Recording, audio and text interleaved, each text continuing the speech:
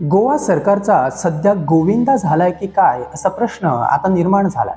आज गोयचे मुख्यमंत्री हांगासरल्यान सांगपाक सोदता तुझे ते थिंक टँक वाले जे अवतीभोवती आसात पळय त्यांचो सल्लो घेवपाचो बंद कर। आज तुझे मुखार सगळे चल्ले उभे आसात, परतले जाल्यार परत उभे जावपा ना, म्हणून आज पासून त्यान विचार करचो पडटलो। हिट मारपाची गरज आसा जाल्यार फवारो मारपाचो गरज आसा। आमकांय खबर आसा त्या थिंक टँका भितर आता मतभेदूय जाल्लो आसा, एकामुखाचेर घालताय बीन।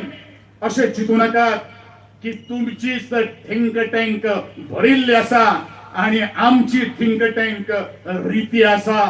चर्चेंतल्यान सुद्धा एक मुद्दो आयिल्लो आशिल्लो, घडये एखादे वेळ आम्ही हे आंदोलन केले, आक्रोश जर सभा जर घेतली जाल्यार सरकार पर्पजली हाडून दाखयतले।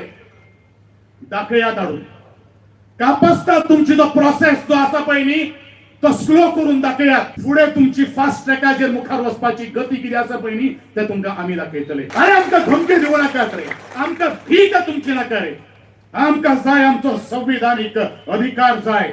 अरे तुमच्या कॅबिनेटाक असताना या समाजा खातीर एकंदरीत बहुजन समाजा खातीर आवाज उठयलो, केन्ना बंद जावपा ना। जर या आदिवासी समाजा भायर जर तुमकां जर सरकार जर घडोवपाचें जर आसा जाल्यार कापसाक घडोवन दाखयचे मुखार होवूय आव्हान ह्या मैदाना वयल्यान तुमकां आव्हान आसा। जर आदिवासी समाज आपल्या हक्का खातीर तांकां सगळो मान सन्मान तांकां सगळें जर मेळिल्लें जाल्यार केन्ना रस्त्यार येवचोच नाशिल्लो। म्हणून ह्या समाजाचो बरेचशा जणांनी आपली फक्त राजकीय पोळी भाजून खाल्ली, आमच्या मुखार मतांची झोळी पसरून। घडी आम्ही एखादे फटवले असतले पण मुखार आणि आम्ही फटवपाना हे सांगपा खातीर आज आम्ही हांगसर जमिल्ले आसा। आता रस्त्यार जेणी आमकां हाडिल्ले आसात, येणारे काळान तांकां आमकां रस्त्यार हाडचे पडटले। परत एकदा सांगता, जे जे सिस्टमीन ज्या ज्या विविध सरकारांनी या अनुसूचित जमातीक आज परत परत परत परत रस्त्यार हाडिल्ले आसात, तांकां रस्त्यार हाडल्या बगर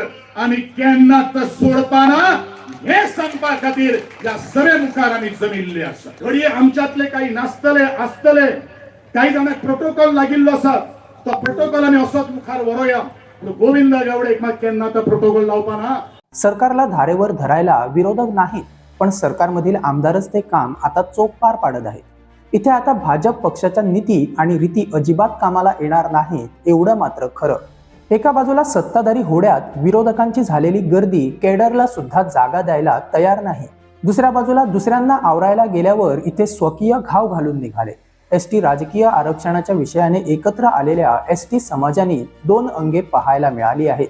काहीही होऊ द्या, शर्यत कुठेही पोचू द्या, पण समाजाचं हित आधी अशी खरीच मानसिकता बाळगल्याशिवाय आता या समाजाच्या नेत्यांना मार्ग नाही याची जाणीव त्यांना नाही असं अजिबात नाही। मुद्द्याकडे वळण्याआधी एक विनंती, जर तुम्हाला आमचे व्हिडिओ आवडत असतील तर आमचे चॅनल सबस्क्राईब करायला विसरू नका। आत्ताच सबस्क्राईब करा आणि बेल आयकन नक्की प्रेस करा। विषय आहे एसटी समाजाच्या फोंड्यातील मेळावा आणि गोविंद गावडे यांचं भाषण। हे भाषण सरकारमधील आमदाराचं असं अजिबात वाटलं नाही, कारण गोविंद गावडे यांची स्वतःची वेगळी विचारसरणी आहे हे सगळेच मानतात। संघर्षातून तयार झालेल्या नेतृत्वाची ही भाषा हे त्यांच्या भाषणाने दाखवून दिलं। हा समाज कोणापुढेही हात जोडणार नाही तर उभा राहणार। आदिवासी समाज काय, ते काय करू शकतात याची नोंद गोव्याच्या इतिहासात आधीच आहे।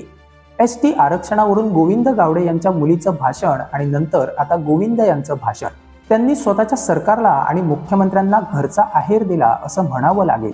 थिंक टँक, जल्ले आणि त्यांच्या भाषणातील सरकारला दिलेला इशारा। गोविंद गावडे हे एका वेळी मुख्यमंत्र्यांचे जवळचे दोस्त मानले जायचे, पण राजकारणात दोस्ती कधी घात करते ते काही सांगता येत नाही। गोविंद गावडे कला आणि सांस्कृतिक मंत्री असताना उगाच मुख्यमंत्र्यांच्या डोक्यावरचा कला अकादमीचा भार त्यांनी स्वतःवर घेतला। त्यातून शहाजान आणि जी टीका गोविंद यांच्यावर झाली त्यातून त्यांना मंत्रिपद सावरता कसं बसं आलं होतं, पण शेवटी मुख्यमंत्री सावंत यांच्याच खात्यातील कारभारावर जेव्हा प्रश्न उपस्थित केला तेव्हा मात्र त्यांना खुर्ची सोडावी लागली। त्यानंतर त्यांनी सरकार विरोधात असल्यासारखी भाषणबाजी सुरू केली आहे। आता या भाषणातून गावडे यांनी काय संदेश दिलाय? 2027च्या विधानसभा निवडणुकीवेळी गावडे भाजपसोबत असतील की नाही हाच प्रश्न सध्या उपस्थित झालाय। दुसऱ्या बाजूला आरक्षण जरी नाही मिळालं तरी भाजपने म्हणे त्याच बदल्यास 4 ते 5 तिकीटं एसटी नेत्यांना देण्याची तयारी सुरू केली आहे. आता गोविंद यांचं तिकीट पक्क असताना सुद्धा गोविंद सरकारवर का खोकले असा प्रश्न पडणं साहजिक आहे. सध्या सरकारची बाजू घेणं कुठेतरी गोविंद यांना राजकीय गोत्यात आणू शकतं याची जाणीव गावडेंना आहे. त्यामुळे समाजासाठी आपण भोगतोय असं चित्र आता उभं झालंय. जर प्रियो मतदारसंघ आरक्षित झाला तर गोविंद गावडे यांच्या खरंच पथ्यावर ते त्यांना विरोधक आहेत. आरक्षित झाल्यावर दीपक ढवळीकर त्या मतदारसंघातून दूर होणार, पण इतर काही एसटी नेते सध्या काही सत्ताधाऱ्यांच्याच आशीर्वादाने उदयाला येऊ लागले आहेत. त्यांचं काय? गोविंद यांनी आपल्या भाषणात आपल्याला कुठलाही प्रोटोकॉल लागला नाही असं सांगून मंत्री रमेश तवडकर यांना पुन्हा चिमटा काढलाय. मुख्यमंत्र्यांभोवती आता हे जल्ले कोण आहेत ते गोविंद यांनी सांगितले नाही. मगोविषयी गोविंद यांना राग आहेच, तो पक्षासाठी नाही तर त्या पक्षातील माणसांसाठी. आता गोविंद यांना मुख्यमंत्र्यांनी आपल्या कॅबिनेटमधून काढून टाकलं. आता पक्षातून त्यांना काढून टाकलं जाणार का? शिस्तीची भाषा करणाऱ्या प्रदेश अध्यक्षांना आता आपल्या आमदारावर आवर ठेवणं शक्य होणार का?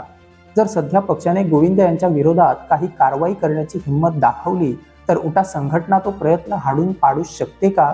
असे अनेक प्रश्न निर्माण होणे साहजिक आहे. गोविंद यांच्या भाषणाने मात्र एक गोष्ट स्पष्ट केली, ती म्हणजे संघर्षातून इथपर्यंत पोचलेल्या नेत्याला संघर्षाची कधी भीती वाटत नाही. भाजपने कितीही प्रयत्न केला तरी गोविंद त्यांच्या दावणीला येणार नाही. ही गोष्ट आता पुन्हा गोविंद गावडे यांनी सरकारला दाखवून दिली आहे. जरी जिंकण्याची क्षमता नसेल तरी 1-2 तोंडावर पाडण्याची क्षमता या संघटनेत मात्र नक्कीच आहे.